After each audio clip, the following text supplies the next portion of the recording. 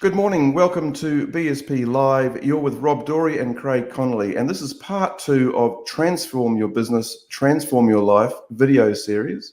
And today we're going to look at personal vision.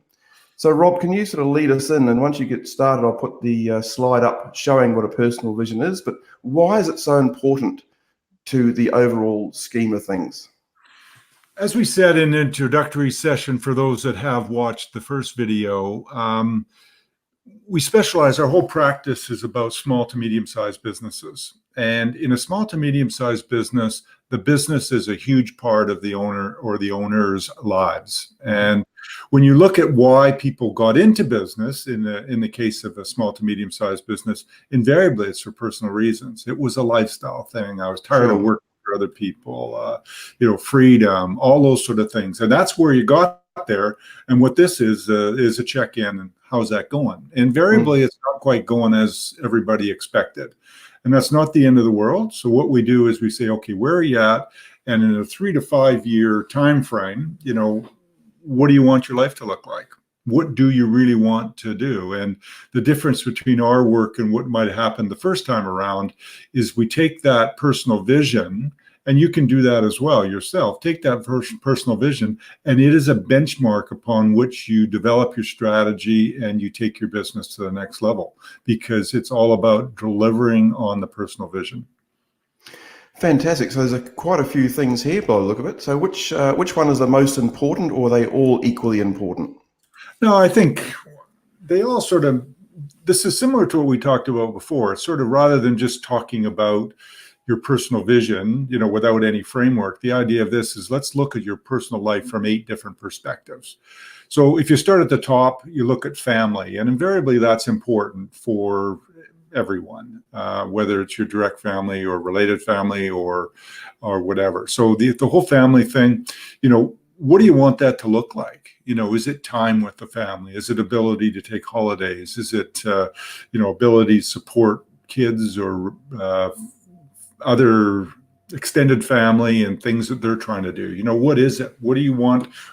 How do you want that to look? And then we usually just sort of work around the side.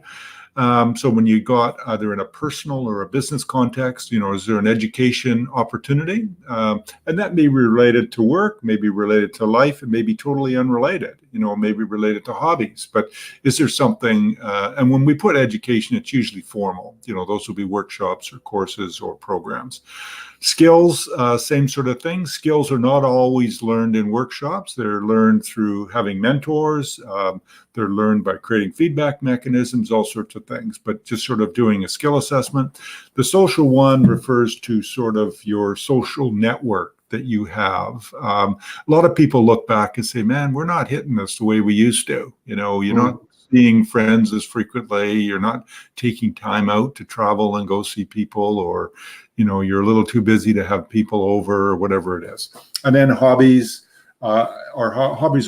The hobbies tend to register more with people that are getting on in years, sort of 50 plus, 60 plus, where they're starting to say, this ain't going forever in this business thing. I need to be thinking about other things that I'd like to be doing. Photography, golf, travel, all sorts of things. Then the wealth piece, again, is related a little bit to age and stage of your life. But again, the business plays, either a big positive or a big negative in the wealth picture. So, rather than dwell on today, it's, what do you want it to look like, 3 to 5 years? What do you want your wealth position to be? Business is sort of what what the whole program's about, and it's important. And then your health and well-being. And a lot of people, the business ends up becoming before their health and well-being, and it doesn't have to be that way. So the idea is create a picture of that. You put that all together, and that gives you sort of peg in the sand saying, whatever we do with this business, it's going to support this personal vision. That's the purpose. Oh, fantastic. Okay. So the next video, we're going to take a look at business vision. We're going to dive in a bit deeper. But anything else on personal vision? I guess this is the first thing that you would do. So you always do personal vision before business vision?